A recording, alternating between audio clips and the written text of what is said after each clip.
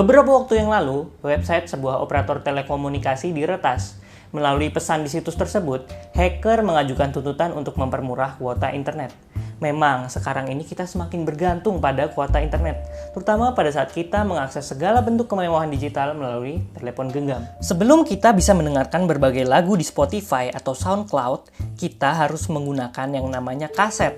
Kalau sekarang, kita bisa main klik ke bagian yang kita suka. Zaman dulu kita harus muter kaset pakai bolpen, biar lagu yang udah keputer bisa dimainin lagi. Dengan adanya internet, kita bisa gampang nemuin foto-foto artis, mulai dari zaman dia muda sampai dia punya anak dengan modal klik-klik doang. Kita bisa download, print, terus tempel di dinding kamar. Beda dengan zaman dulu ketika kita mesti cari majalah atau kalender dulu, syukur-syukur bonus poster, baru bisa punya foto artis kesayangan di kamar. Belum lagi film.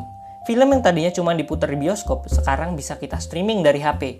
Lagi-lagi semuanya berkat revolusi digital, kita jadi bisa internetan. Dan tentu saja kita menginginkan koneksi internet yang murah dan cepat. Karena kalau tidak cepat, video yang mau kita putar akan tersendat-sendat. Muncul segambar demi segambar. Atau gambar yang kita buka muncul sepotong demi sepotong. Tentu saja fenomena ini terjadi karena paket datanya telat nyampe.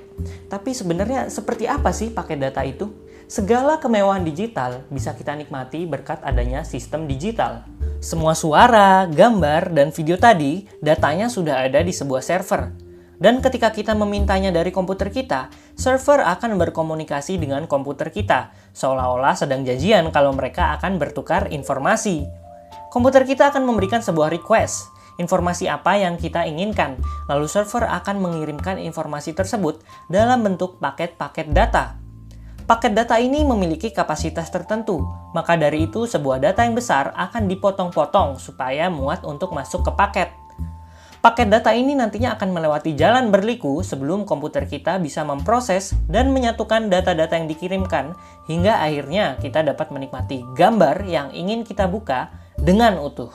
Jalan berliku itu disebut juga sebagai jaringan komputer. Ini adalah sebuah jaring laba-laba tempat terbentuknya hubungan antara satu komputer dengan komputer lainnya. Hubungan ini secara fisik bisa dengan kabel tembaga, fiber optik, maupun secara nirkabel atau wireless. Nah, kalau kamu pernah ikut pramuka, kamu pasti tahu yang namanya semafor. Dalam semafor, kita akan mengirimkan berita dengan menggunakan sepasang bendera. Berita itu akan direpresentasikan dalam berbagai simbol atau isyarat berupa pose-pose dengan bendera di tangan. Kode semafor tadi disampaikan secara visual, artinya ruang pandang tempat penerima dan pengirim semafor dapat saling melihat, merupakan saluran atau kanal untuk komunikasi dengan semafor. Nah, dalam transmisi informasi secara digital, kanal atau saluran yang digunakan bisa berupa kabel atau wireless tadi.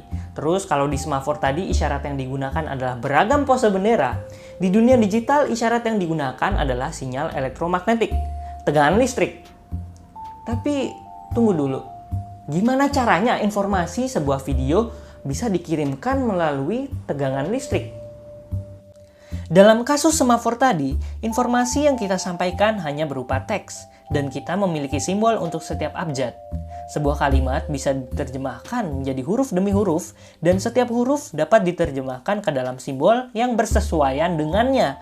Sedangkan secara sederhana, bisa dibilang kita hanya punya dua simbol tegangan di dunia digital, yakni tegangan yang merepresentasikan angka 1 dan 0. Sehingga semua gambar, suara, dan video tadi harus diterjemahkan terlebih dahulu ke dalam kumpulan angka 1 dan 0. Kamu pasti tahu, kalau dalam keseharian kita menghitung menggunakan sistem bilangan desimal, basisnya 10, angka 0 sampai 9. Kalau prosesor komputer dalam kesehariannya menghitung dengan menggunakan sistem bilangan biner, basisnya 2, angka 0 dan 1.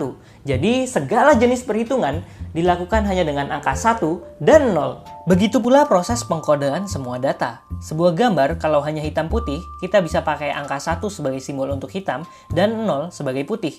Cukup 2 simbol dengan 1 digit untuk setiap warnanya. Kalau punya 4 warna, kita bisa gunakan simbol sebanyak 2 digit. 00 untuk putih, 01 untuk biru, 10 untuk hijau, 11 untuk merah.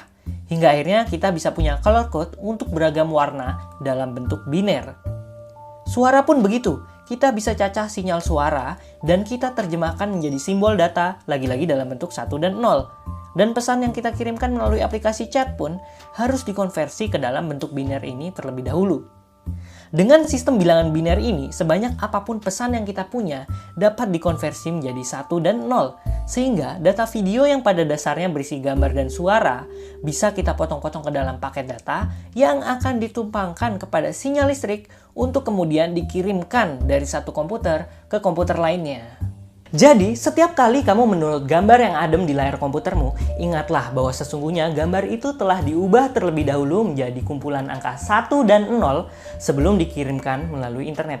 Dan ini juga yang terjadi pada saat kamu menyimpannya di hard disk. Ya, inilah keajaiban dunia digital. Hanya diperlukan angka 1 dan 0 untuk membuat kamu ketergantungan terhadap internet.